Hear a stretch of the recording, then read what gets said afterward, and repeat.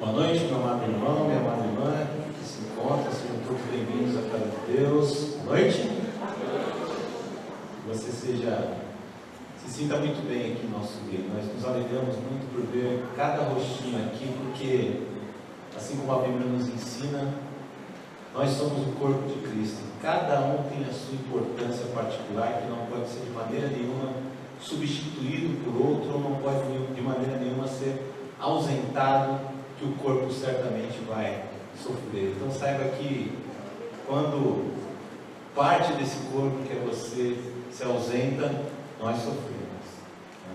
E do mesmo jeito, nós que não aqui estamos, também sofremos por não estar junto do resto do corpo. Então, que esteja no nosso coração essa alegria de estarmos unidos, congregando, adorando o nosso Deus, porque Ele certamente merece. Amém? Convido você a baixar a sua cabeça. Nós vamos orar a esse Deus maravilhoso. Santo e eterno Deus, graças te damos, ó Pai, por mais uma oportunidade que nós temos de juntos nos reunirmos para louvar e glorificar o teu santo nome, Pai. Nós nascemos para isso, nascemos para sermos adoradores, para sermos contempladores da tua majestade, da tua glória, porque quando nós te adoramos, quando nós contemplamos a tua beleza, a tua majestade, a tua santidade, nós enxergamos um caminho melhor para as nossas vidas, nós enxergamos um caminho melhor para este mundo que jaz no maligno, ou seja, que já está morto no maligno, porque tende a seguir as suas próprias ambições autodestrutivas, e o final disso nós todos estamos cansados de ver por aí. É ninguém se preocupar com ninguém, é todo mundo só olhar para o seu próprio umbigo, as pessoas destruindo a própria natureza maravilhosa que o Senhor criou para nos dar conforto, para nos dar repouso.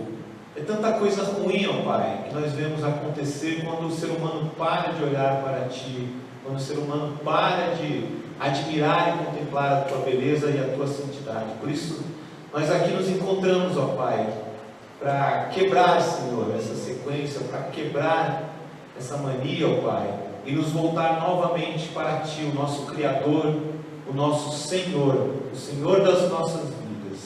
Nós admitimos que o Senhor tem o poder sobre as nossas vidas, o poder para fazer delas o que bem entender, e nós estamos tranquilos em dizer isso, porque sabemos que o Senhor é um Pai de amor, é um Pai que quer o melhor para os seus filhos e sabe o que é melhor para os seus filhos. Nós, como filhos, muitas vezes somos rebeldes, Senhor, mas o Senhor sempre sabe o que é melhor para nós e sempre está disposto a entregar a nós, Senhor. Por isso nós te louvamos, nós queremos te adorar, Senhor. Aceita o nosso louvor e a nossa adoração nessa noite, que suba como aroma agradável a Ti, ó Pai, que suba a Ti, Senhor, de uma maneira que te agrade, Senhor, mesmo sendo feito por pessoas pecadoras, limitadas, com tantos problemas como nós, como eu principalmente, ó Pai, mas que o Senhor olhe para o nosso coração e olhe para nós através de Jesus Cristo, que nos amou ao ponto de entregar a sua vida por nós e nos justificar, para que esse nosso louvor se tornasse agradável a Ti, Pai, para que o Senhor pudesse aceitar a nossa adoração. Obrigado, Senhor, obrigado pelo Teu maravilhoso sacrifício que nos traz vida, que nos traz comunhão com o nosso Pai, o nosso Deus. Em nome de Jesus é que nós oramos a Ti. Amém. A palavra de Deus nos guia nesse momento. O texto encontra em Romanos 5, versos 5 a 8. Vamos ler todos juntos, Romanos 5, versos de 5 a 8. E a esperança? Não decepciona, porque Deus derramou o seu amor em nossos corações, por meio do Espírito Santo que Ele nos concedeu.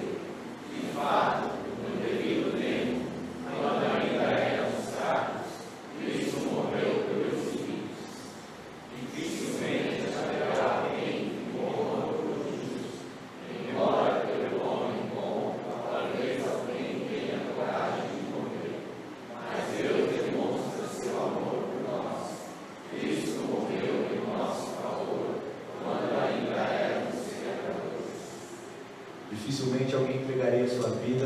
por um justo, por uma pessoa boa, né? Dificilmente você entregaria a sua vida por um parente de sangue que você tanto ama. Mas Deus foi além. Ele entregou a sua vida por pessoas pecadoras, cheias de defeito, tão rebeldes contra Deus.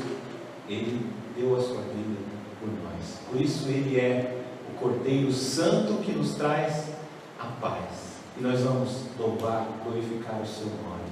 Ele é a nossa estrela da manhã.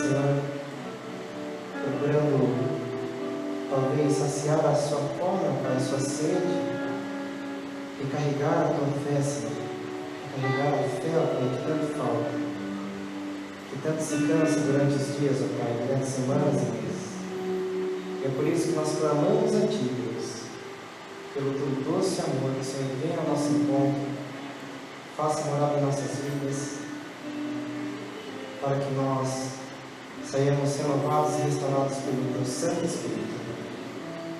Muito obrigado, Deus, pelo Teu amor, pelo Teu perdão, pela Tua graça, por tudo. É no nome santo de Jesus que oramos. Amém.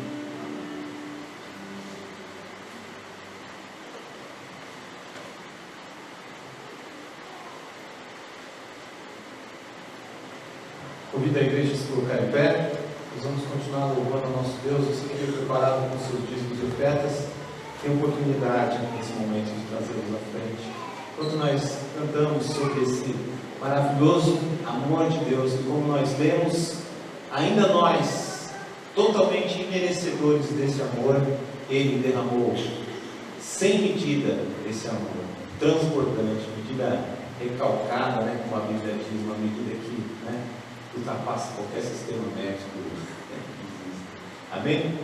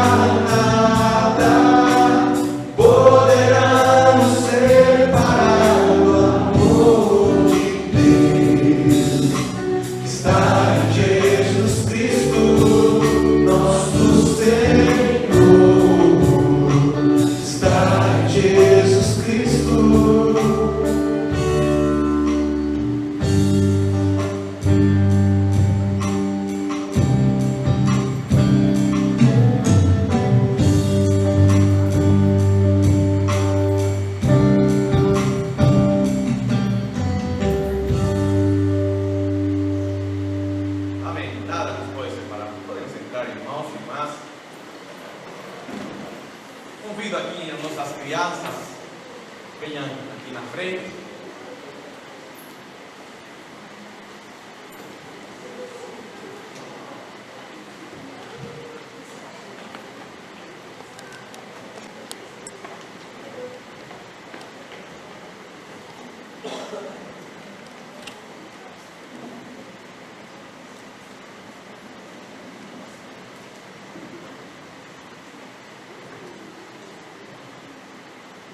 Oremos.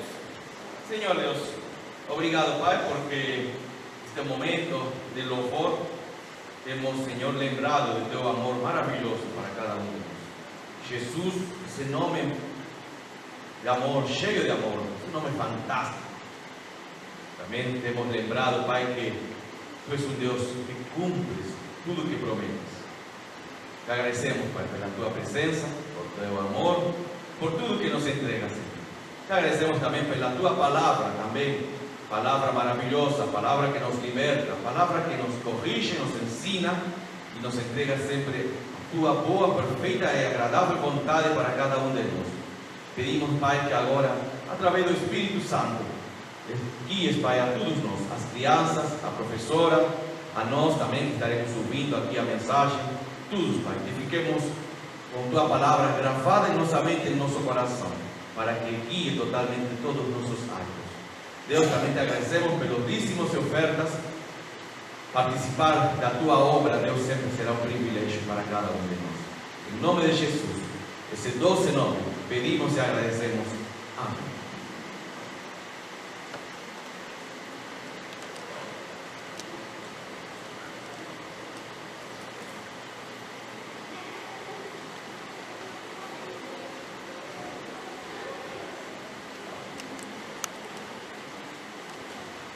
Graça e paz, amada igreja. Hoje gostaria de compartilhar uma mensagem que leva por título Percepções Erradas sobre o agir de Deus. Percebam que a percepção está com respeito a nós, não tanto com respeito a Deus. Deus sempre é um Deus da verdade e Ele fala a sua vontade. Claramente Ele diz. A questão está que às vezes nós não conseguimos, sei lá se poderia dizer entender, mas eu acho que aceitar a vontade de Deus. Muitos de nós, e eu acredito que até poderia dizer que todos nós, em algum momento de nossa vida, caminhada cristã, temos usado uma frase ou duas frases, poderia dizer, com respeito quando alguém está passando por uma dificuldade. Sei lá, um irmão ou uma irmã está passando por uma dificuldade, e aí dá uma frase que diz assim: confia no Senhor, confia no Senhor. E não tem nada de errado usar essa frase.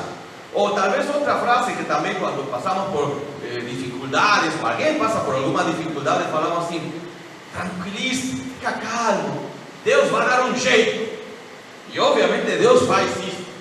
A questão está que muitas vezes nós usamos essa frase para outra pessoa. Mas quando nós estamos na outra situação, quando nós estamos em uma situação difícil, que nos angustia, que nos faz sofrer, que nos produz choro, e alguém usa essa mesma frase como um conselho para a nossa vida, será que temos a certeza que aquilo é fato, é verdade? Será que mesmo acreditamos nesse momento, com a mesma convicção que falamos para o outro, nesse momento quando recebemos essa frase, de dizer, confia no Senhor, ainda que meu choro, ainda que minha angústia, ainda que não consigo dormir, ainda que minha preocupação está muito forte, ainda assim confio em que Deus vai dar um jeito? A resposta deveria ser sim, deveria ser sim. Só que eu acredito que todos nós temos um pouquinho de dúvida. Nesse momento da angústia, volto a dizer, onde parece tudo que não tem saída, a nossa preocupação nos leva cada vez mais e mais a pensar em muitos problemas. Nesse momento surgem muitas frases, muitas dessas frases nos levam a dúvida. Será mesmo que Deus vai atender meu clamor? Será mesmo que Deus pode dar uma solução ao meu problema? Será mesmo? E então, muitas vezes também temos ouvido frases como falar assim, essa frase muito famosa diz assim: não pergunte a Deus por quê, pergunte a Deus para quê. Para quê? Frase também muito famosa por aí, que todos nós usamos em algum momento de nossa caminhada cristã. Nunca pergunte a Deus por quê, pergunte para quê. Mas será que mesmo isso? Olha, na Bíblia nós temos, e isso que eu acredito que a Bíblia é palavra de Deus, porque ela mostra o ser humano tal como ele é. Não finge. A Bíblia não coloca pessoas super poderosas, impossíveis de imitar seu comportamento. Pelo contrário, a Bíblia coloca ser humano igual que você e eu, que tem dúvidas, que pergunta por quê, que também questiona a Deus. E às vezes fica assim: será mesmo que Deus vai fazer algo? E nós temos vários exemplos na Bíblia. E aí podemos aprender, à luz da palavra de Deus e dos exemplos bíblicos, como às vezes nós podemos ter percepções erradas sobre o agir de Deus. Percepções erradas sobre o agir de Deus. Vou usar um texto bíblico que está em Juízes, capítulo 6, versículo 11 a 18. Fala sobre um momento na vida do Gideão. Mas antes de já ler o texto bíblico, vou comentar, vou explicar um pouquinho a história pelo qual acontece este momento que o texto bíblico nos dá. O livro de Juízes. O livro de Juízes você conhece, todos nós, talvez todos nós conhecemos. Mas, fazendo um rápido resumo, o anterior livro, o livro de Juízes, é o livro de Josué. E Josué vai terminar com uma frase muito famosa. Todos nós talvez já temos usado, inclusive colocamos no Facebook, e eu já ouvi na parte de atrás dos carros. É uma frase bonita de Josué que diz assim: eu e minha casa serviremos ao Senhor. Frase famosa, quem não conhece essa frase? Eu e minha casa serviremos ao Senhor. Autor é Josué, está no final do livro. Só que Josué, quando fala essa frase, ele faz um desafio ao povo. Josué está perto da morte, nos últimos anos de sua vida. E ele então, já sentindo a morte, ele faz esse apelo, faz até esse pedido. Diz assim ao povo: eu e minha casa serviremos ao Senhor. Agora, vocês decidam a quem servirão. É o clamor, é o pedido que faz Josué. Agora vocês decidam. Vocês com suas casas, vocês com suas famílias, a quem servirão? Obviamente o povo cheio nesse momento de emoção, de muita motivação, falou: nós também. Infelizmente o livro de Juízes nos narra tudo o contrário, tudo o oposto. Tudo o oposto, o contrário. O povo se rendeu aos falsos deuses. O povo esqueceu ao único verdadeiro Deus, ao Deus que Josué tanto tinha falado: eu e minha casa serviremos ao Deus da Bíblia. Esse povo do livro de Juízes esqueceu totalmente. Esqueceu. Foi atrás de ídolo falso. Não somente ao ídolo falso, não foi atrás dos rituais. Muitos deles eram rituais cheios de blasfêmia para Deus. Inclusive chegavam a sacrificar seus filhos pequenos como uma mostra de gratidão a um falso Deus. Ou seja, este povo de Juízes é um povo da ingratidão. É um povo que se desvia do caminho de Deus. É um povo que se afasta dos planos do único e verdadeiro Deus. Então, passam os anos e por consequência da desobediência deles, consequência disso, eles, o fato de se desviar dos caminhos do Senhor, os levou a grandes problemas. Aí, muitos povos inimigos que moravam perto deles, na mesma região, foram atacar ao povo de Israel. Então, neste momento, o qual eu vou ler, daqui a pouquinho eu vou ler a história, que é onde mora Gideão, é uma das cidades onde Gideão mora. Só que acontece, naquela época as cidades tinham muros, é um modo de se proteger. De algum modo, poderíamos dizer, similar a hoje muito condomínio fechado que acontece aqui na cidade de São Paulo. Por proteção colocavam grandes muros, construíam grandes muros para se proteger do inimigo. Ok, o inimigo fazia uma estratégia maravilhosa. Naquela época, obviamente, temos que entender como eram as estratégias, as guerras. Não tinha todas essas armas de nossa época. Então, mas era corpo a corpo. Obviamente, se tem um grande muro que me impede entrar, posso entender que tem alguns lugares, as grandes portas, no qual o povo entrava e saía. Então, o inimigo fazia algo que era uma grande estratégia. Bloqueava as portas, tanto de entrada e saída, e ninguém podia entrar e ninguém podia sair. Só que tinha uma consequência a isso. Os alimentos entravam por essa porta. Então, o inimigo falava: o muro me impede entrar. Só que eu bloqueando as entradas, o alimento não entra, o alimento acabará, e morrerão de fome, e é aí que eu entrarei e atacarei. E vencerei. Então, é uma questão de tempo. É uma questão só de tempo. Esperar que o povo fique de fome dentro da cidade, e obviamente morrerão. E essa é a situação que se está vivendo neste momento. A cidade foi rodeada pelo inimigo. A cidade do qual estaremos narrando aqui a história está sendo já um bom tempo e não entra alimento. E o povo está passando fome, está passando dificuldade, a angústia está terrível. Não conseguem ver nenhuma saída, não conseguem ver nenhum tipo de esperança. Muitas vezes nós vivemos situações assim, de não conseguir, diante de um problema pessoal, não conseguimos ver nenhuma saída. Não tem nenhuma saída, parece que tudo foi bloqueado, tudo. Então essa é a situação no qual acontece o texto. Agora perceba, à luz do que expliquei, como acontece esta história e como Deus vai a dialogar com este homem chamado Gideão. Diz assim a palavra de nosso Deus. Então o anjo do Senhor veio e sentou-se sobre o carvalho que estava em Ofra, que pertencia ao abiesrita Joás. Seu filho Gideão estava malhando trigo no tanque de espremer uvas, para escondê-los dos midianitas. Então o anjo do Senhor apareceu a Gideão e disse: o Senhor está contigo, homem valente. Gideão lhe respondeu: meu Senhor, se o Senhor está conosco, por que nos aconteceu tudo isso?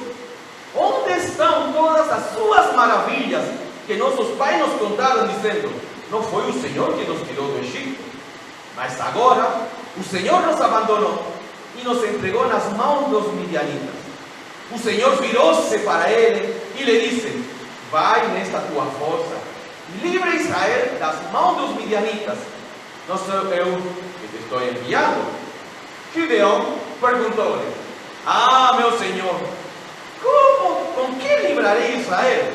A minha família é a mais pobre em Manassés e eu sou o menor na casa de meu pai. O Senhor disse novamente: eu estarei contigo, e tu derrotarás os midianitas, como se fossem um só homem. E Gideão continuou: se tenho achado favor a teus olhos, dá-me um sinal de que és tu que falas comigo. Peço-te que não saias daqui, até que eu volte, trazendo minha oferta, e a ponha diante de ti. E ele disse: esperarei a ti. Perceba, a história é tremenda. A história nos narra o momento fantástico que aparece o anjo do Senhor. Hoje nós sabemos, por outros estudos também de outros textos bíblicos, que esse anjo do Senhor era o próprio Deus.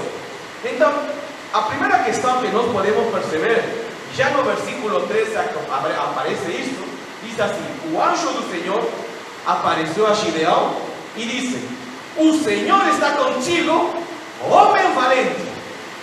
A questão aqui surge, parece até meio irônico, porque nós percebemos no próprio texto que Gideão não tem muita coragem, não. Gideão está cheio de dúvida, está tão preocupado e já perdeu tanta esperança, que parece irônico que chamem a ele de homem valente. E mais, ele mesmo questionará dizendo: não, para com isso, Deus. Eu sou de uma família muito pobre. Eu sou de uma casa muito pequenina, não sou ninguém. Como que homem valente? Mas não somente fica com isso, porque no versículo 14, de novo Deus afirma algo. Não sou eu que estou te enviando. De novo Deus fortalece, enfatiza algo para Gideão. Uma pessoa, neste caso Gideão, cheio de dúvida, sem esperança. E finalmente no versículo 16, mais uma vez Deus diz: eu estarei contigo. Eu estarei contigo. Percebam que em ambos, nestes 3 versículos, de fato, 3 frases que Deus afirma uma única verdade, o foco não está em Gideão, o foco não está no ser humano, o foco está em Deus. Deus é que fala a ele, homem valente. Não é Gideão que ele mesmo se anuncia, ou ele mesmo acredita, olha, eu sou muito forte. Não é, é Deus que afirma algo, que inclusive ele mesmo até duvida. Gideão duvida. E não fica aí. Deus continua mais uma vez afirmando: sou eu que estou contigo, eu que te envio, eu que te tornarei um homem valente. Ou seja, quando Deus fala, o Senhor está contigo, significa que Deus fará maravilhas através de nossa vida. Por isso que eu percebo, acreditar em Deus vai além de nosso entendimento. Acreditar em Deus significa que Deus de fato é Deus. E por mais que nosso problema pareça impossível, pareça uma situação única, que nunca terá solução, Deus vem e diz: eu sou teu Deus e eu estou contigo. E eu farei maravilhas na tua vida. Eu farei maravilhas e acontecerá uma virada na tua casa, na tua vida, em todo o teu dia a dia. Agora, com isto Deus está dizendo que o poder está nele, o poder está em Deus, não em nossa capacidade. Todos nós podemos neste momento falar: sim, pastor, eu acredito que Deus tem o poder. Só que, como comentei no início, quando estamos no furacão do problema, esquecemos disso. Esquecemos. Não tem como. Somos como Gideão, que ficamos meio duvidando: será mesmo que Deus? Porque agora, às vezes eu estou em uma situação, não vou dizer perfeita, maravilhosa, mas também não está tão ruim. E eu escuto um sermão como este e falo: Deus é Deus, Deus é de poder. Deus criou o céu e a terra, Deus abriu o mar vermelho, Deus fez maravilha, é claro que Ele tem poder. Só que quando estamos em pleno, no foco, no centro da dificuldade, será mesmo? Será mesmo que Deus é Deus? Obviamente que Deus não muda. Ele é Deus, continuará sendo Deus. Mas a nossa percepção do agir de Deus erra. A nossa percepção. Por isso a necessidade de entender o que é Deus para nos fortalecer em todas as circunstâncias. Perceba, Gideão ouvindo isso, se você fosse Gideão, e ouvindo do próprio Deus falando: eu estou contigo, eu que te envio, vamos lá, tudo acontecerá de bem contigo. Tudo não poderíamos dizer: que bom, Deus, agora acredito contigo. Ficou bem claro, Deus, agora sim, vamos lá vencer o inimigo. Só que Gideão, como comentei, é um ser humano comum, como você e como eu. É um ser humano bem comum e que ele vai dar 3 respostas a Deus após ouvir a confirmação de Deus. 3 respostas. E olha a resposta que vai dar primeiro Gideão. A primeira resposta está no versículo 14. Ele diz assim: meu Senhor, se o Senhor está conosco, por que nos aconteceu tudo isso? Muitas vezes nós não fazemos essa pergunta também a Deus. Deus, se você é um Deus de amor, por que permite que eu esteja sofrendo? É interessante, Deus está confirmando para ele: eu estou contigo, eu vou te abençoar, eu vou te guiar. Mas a primeira coisa que Gideão responde é dúvida. O que aconteceu? O que aconteceu? Se você está comigo, então por quê? Porque já no início impediu que o inimigo ficara querendo nos invadir, inclusive destruir. ¿Por quê? Porque não travou o inimigo já, porque não impediu que inclusive o inimigo saia da sua casa, da sua terra. Por que precisou Deus que eu esteja no problema para recém Deus vir e dizer: estou aqui contigo? Muitas vezes não fazemos essa pergunta. Agora, o que eu percebo na resposta de Gideão, eu acredito que não tem nenhum problema perguntar a Deus por quê. Porque Gideão faz essa pergunta: por quê? Por que nos aconteceu tudo isso? Então, não tenha medo de perguntar a Deus por quê. A questão não está no problema, no porquê. Gideão perguntou a Deus: não tenha medo. Sabe do que precisamos ter medo? Tenha medo de não aceitar sua resposta. Esse é o problema. O problema não é por quê, para quê. Esse não é o problema. O problema está que após eu ter feito o porquê, a pergunta, não querer aceitar a resposta. Esse é o problema. Aí está a seriedade de nossa relação com Deus. Na Bíblia temos muitas pessoas que perguntaram várias vezes a Deus por quê. E Deus é um Deus de amor, é um Deus tão maravilhoso que ainda Ele responde. Porque Ele precisaria responder, Deus poderia dizer: fica calado e vai lá, eu te estou mandando. Mas Deus ainda fala: vou te explicar por quê. A questão está então, não é um problema perguntar por quê. A questão está em não aceitar a resposta.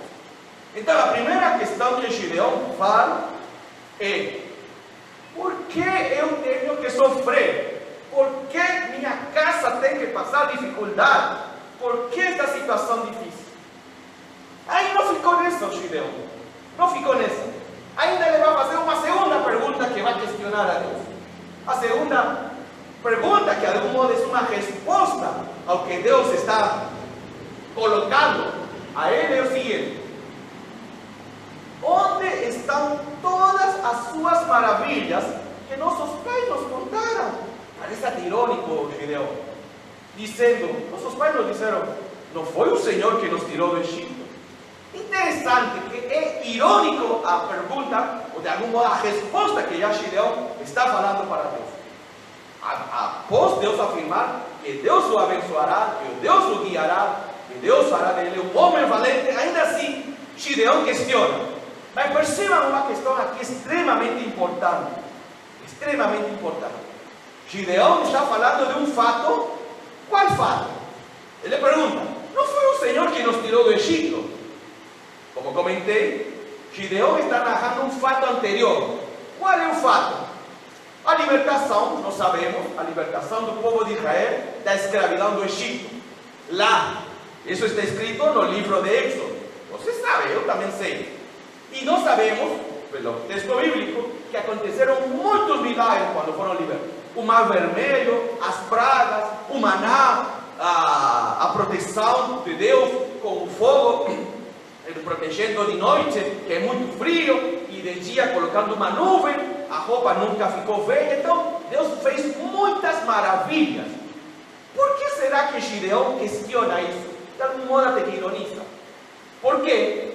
Porque Gideão, ele está vivendo um momento, e o fato da libertação de Israel aconteceu aproximadamente 300 anos antes.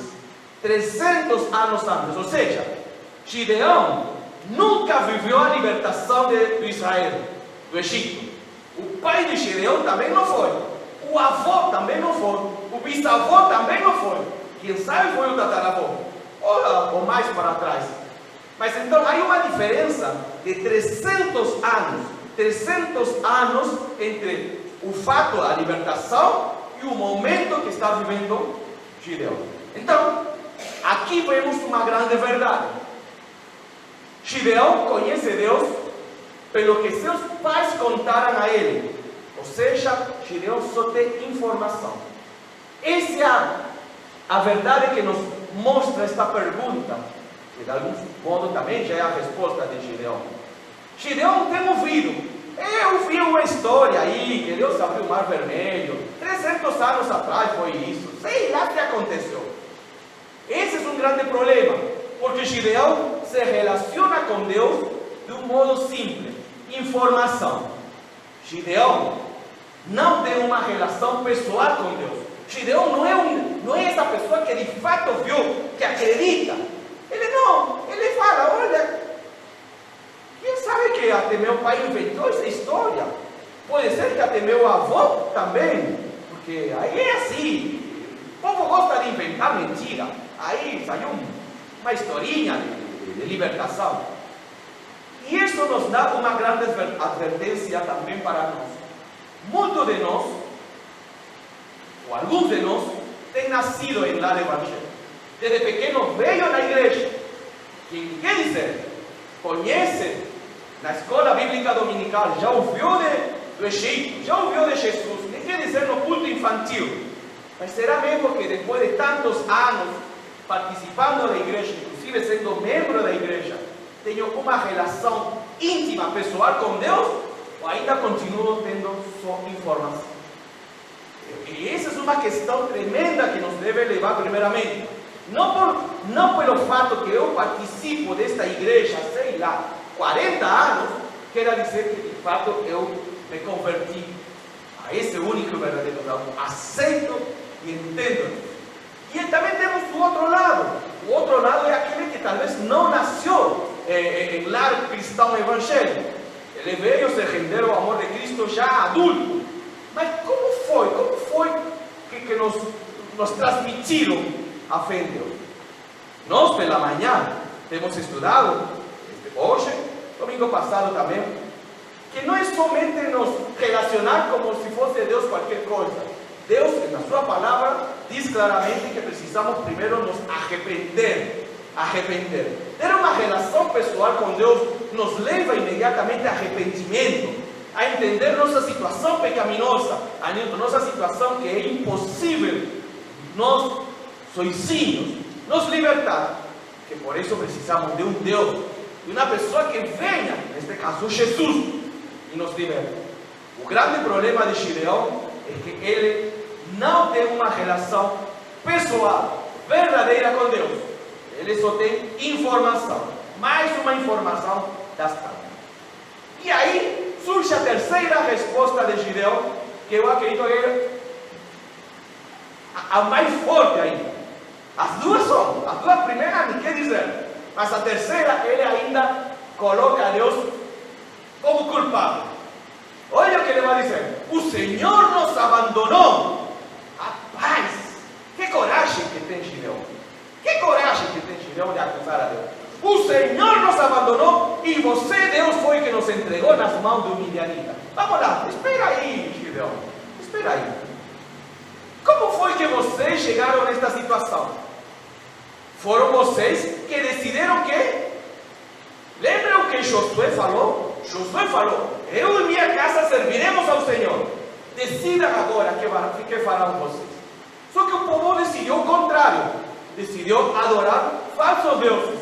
E por consequência disso, veio toda uma série de misérias e maldição para a vida deles e de todo o povo. Ou seja, de fato, a situação de desgraça, a situação ruim que está vivendo Gideão, todo esse povo, não foi porque o Senhor os abandonou, foi porque Deus, de fato, é um Deus de amor, mas ao mesmo tempo é um Deus de justiça.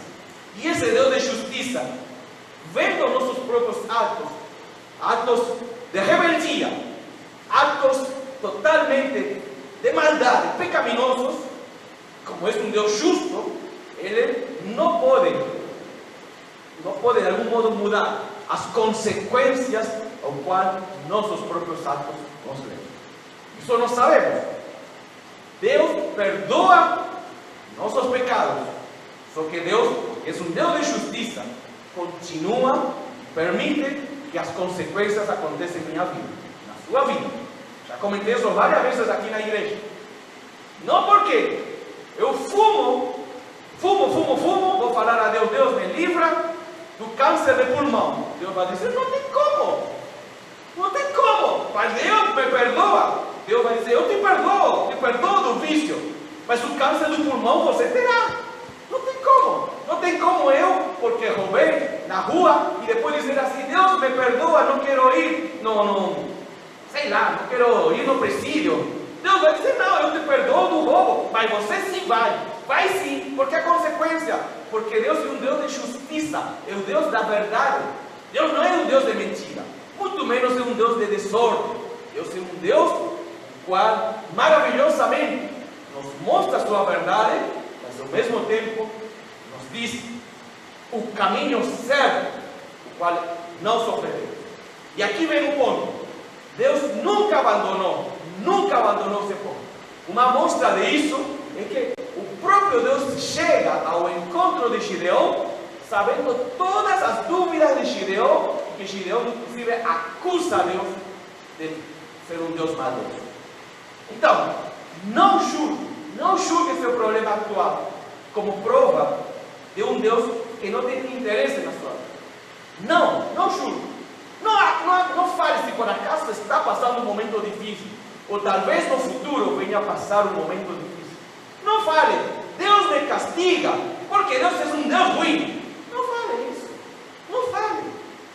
É tratar de entender a circunstância que levou a essa situação.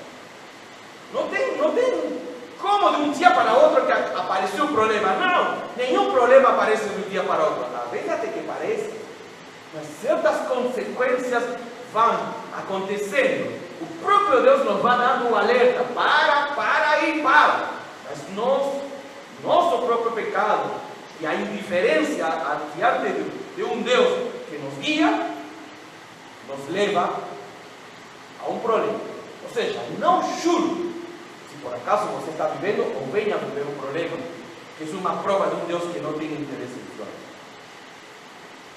Olhando a vida de Gideão, poderia dizer que erradamente Gideão acredita que uma vida com Deus é incompatível com problemas pessoais. Muitos cristãos podem pensar assim: olha, cristão, filho de Deus, não pode ter problema. E aí a Bíblia nos fala o contrário. A Bíblia nos diz que nós passaremos por problemas, nós passaremos por dificuldades, mas Ele continua ao nosso lado. Como falou para Gideão, Deus continua nos falando: eu estou contigo, eu te acompanharei. Não interessa a situação terrível que tu vá, não interessa quanto de angústia Deus neste momento eu estou sentindo. Deus continua dizendo, como falou para Gideão: eu estou contigo, eu estou ao teu lado e eu sempre estarei te acompanhando. Por isso que eu gostaria que todos nós gravássemos isto e ficara gravado sempre em nossa mente. Deus é tão amoroso, mas tão amoroso Deus, que até quando questionamos a Ele, porque imagina, três vezes Gideão questionou a Deus, 3 vezes e de um modo cruel, ainda assim Deus não se afastou de Gideão.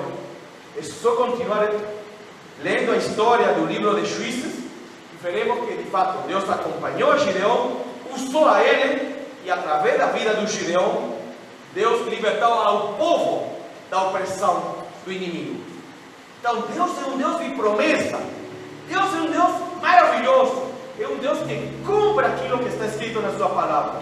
E Ele é tão amoroso que ainda quando questionamos, duvidamos, e ainda que ficamos às vezes longe dele, a sua graça continua nos abençoando, a sua graça continua nos protegendo, a sua graça continua nos sustentando, e a sua graça continua nos guiando. Esse é o Deus com o qual nós cantamos e afirmamos: é o Deus de promessas.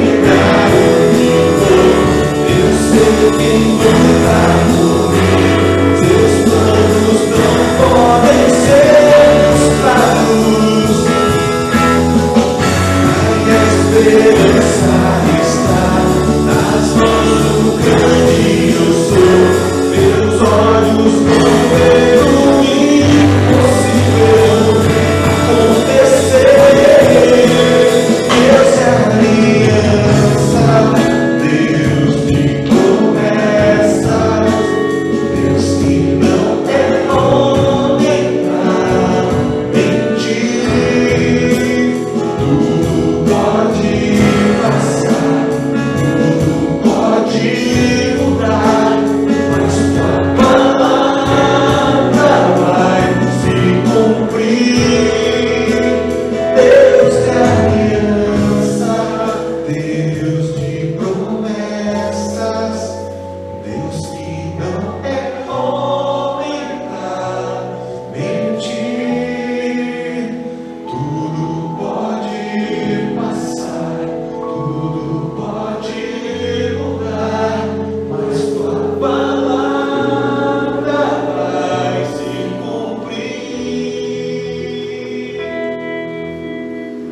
palavra de Deus vai cumprir sempre. Porque Ele é Deus e nunca deixará de Deus. Inclusive com nossas dúvidas, ainda assim, Ele cumprirá. Porque é um Deus de promessa, porque é um Deus da verdade, porque é um Deus que nos ama.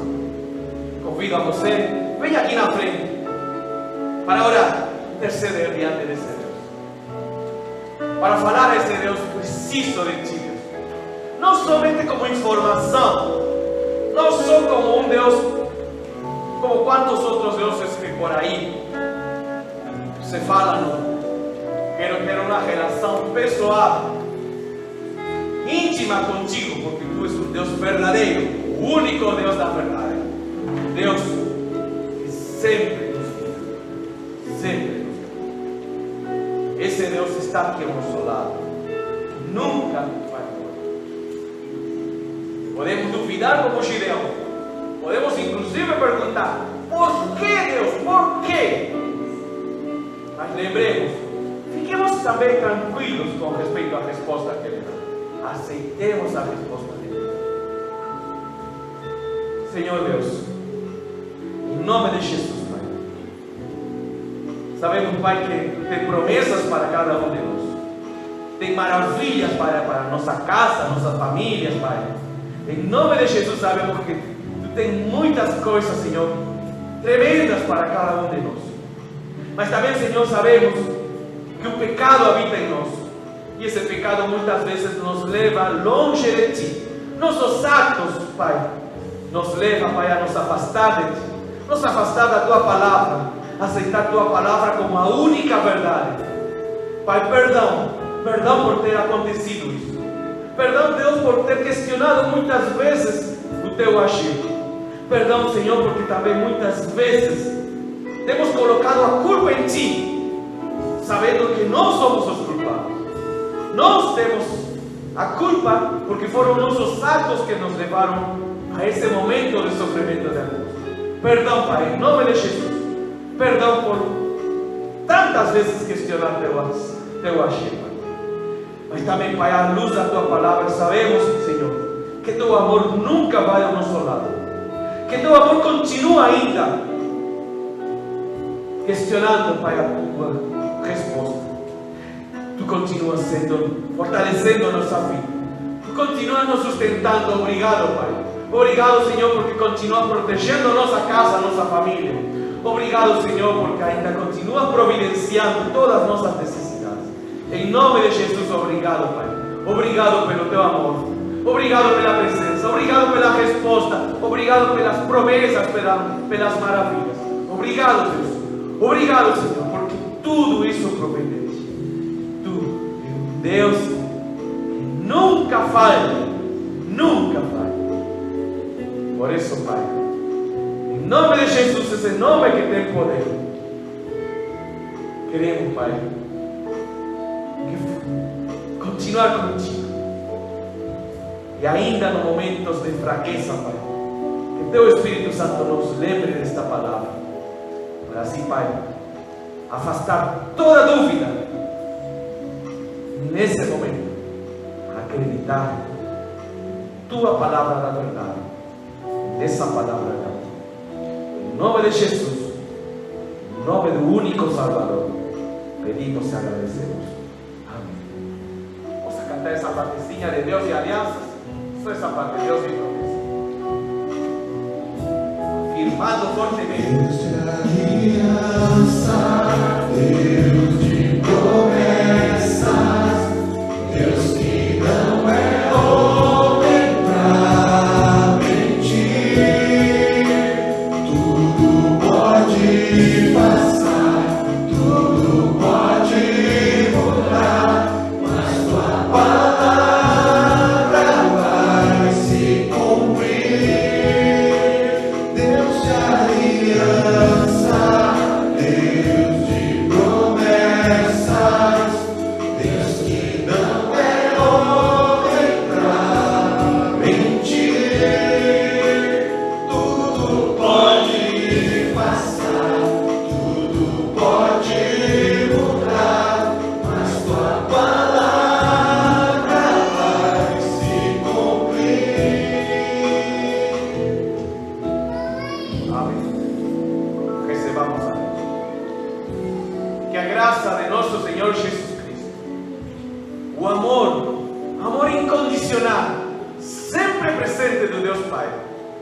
e a sabedoria que vem só do Espírito Santo, do Espírito de Deus,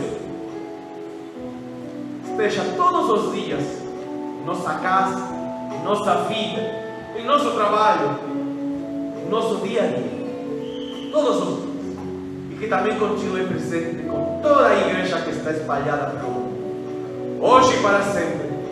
Amém. Amém. Podemos sentar.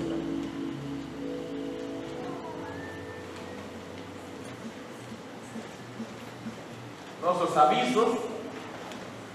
Lembrar, eu já falei isso pela manhã, mas lembrar que hoje começaram os ensaios para a apresentação da Páscoa.